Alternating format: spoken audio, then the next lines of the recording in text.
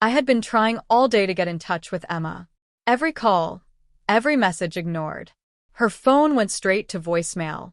Her social media showed activity, yet she didn't respond. At first, I tried to shrug it off.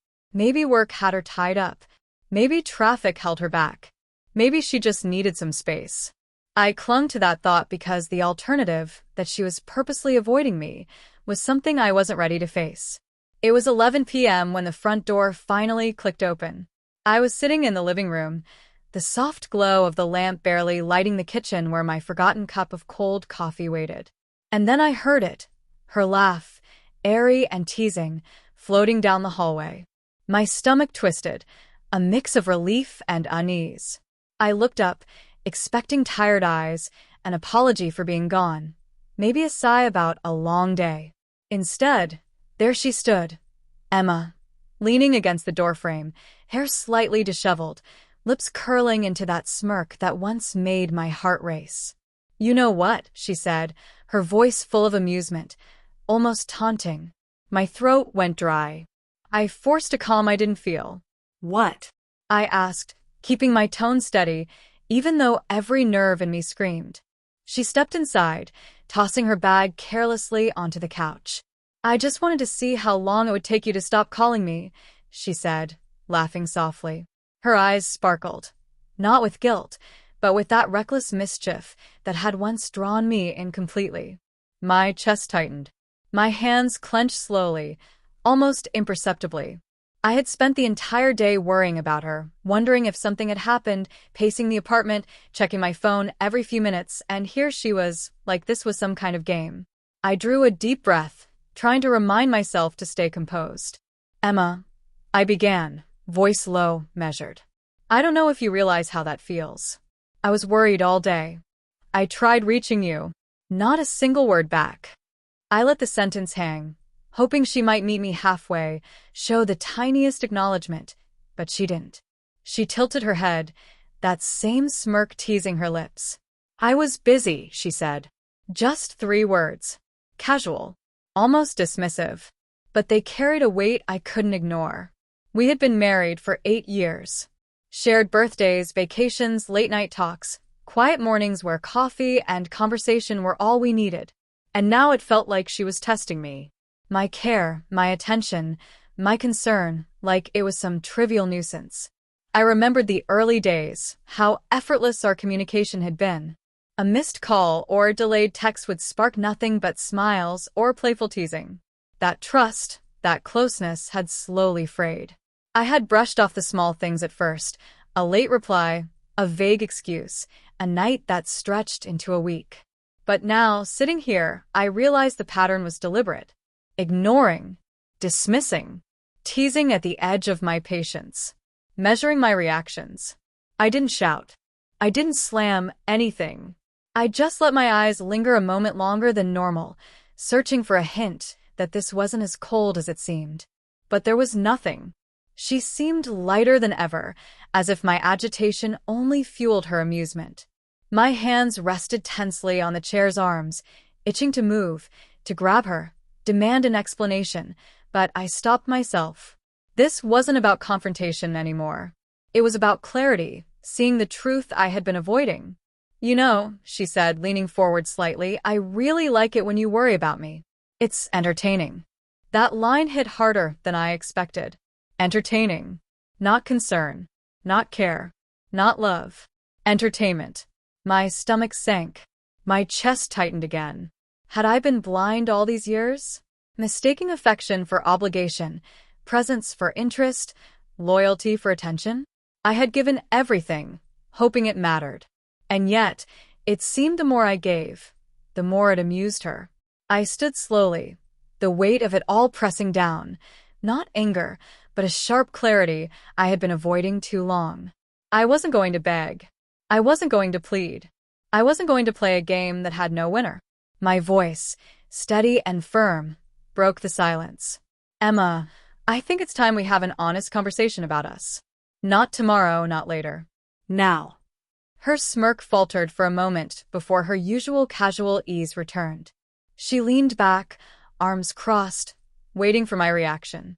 In that moment, I realized this wasn't just about a day of ignored calls. It was about the slow erosion of respect, the quiet fading of care, and the undeniable truth I could no longer ignore. Her smirk lingered, but I caught a flicker of hesitation, almost imperceptible, at the corner of her eyes. I didn't rush her.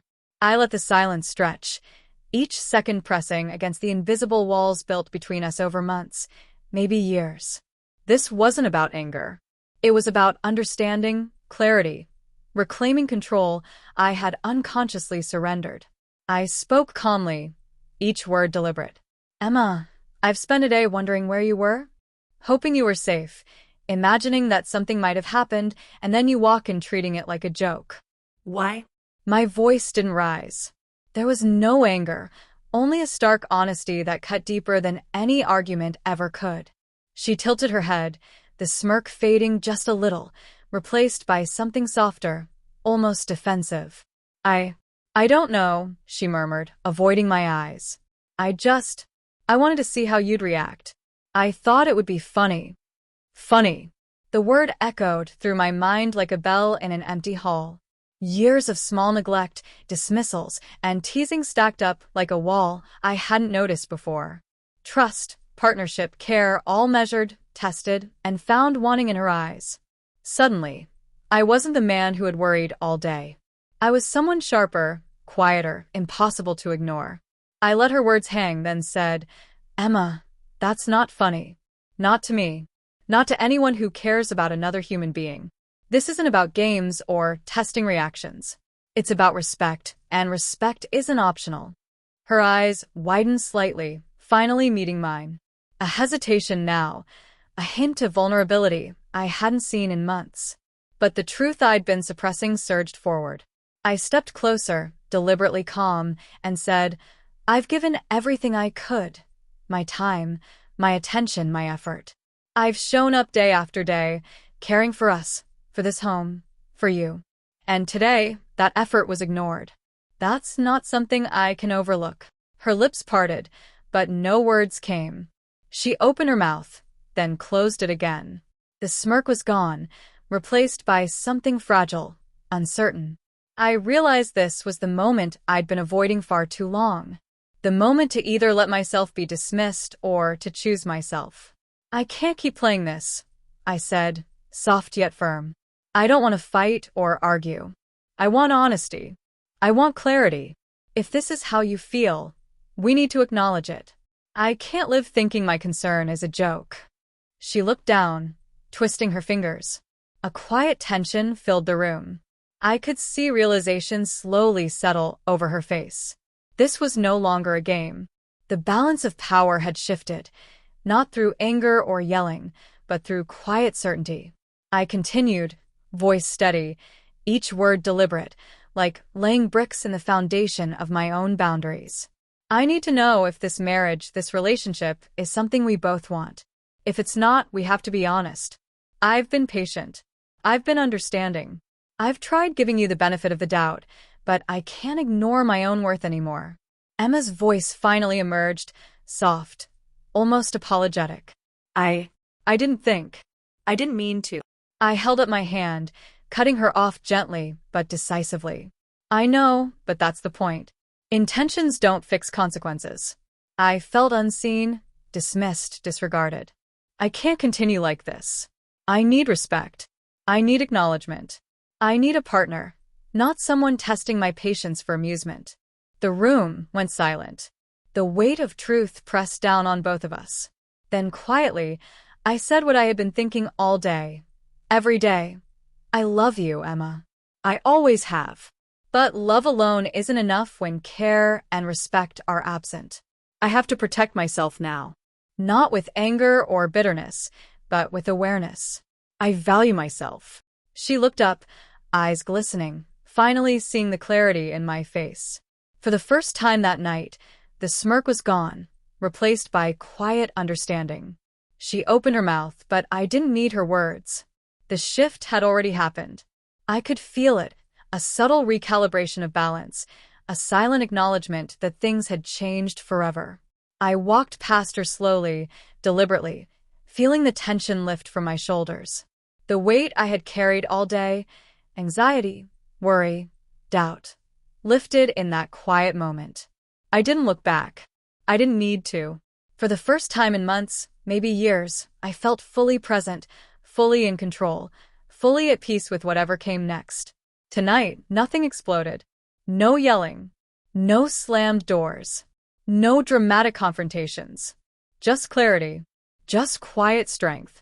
And in that moment, I understood something vital. Sometimes the most powerful actions aren't the loudest.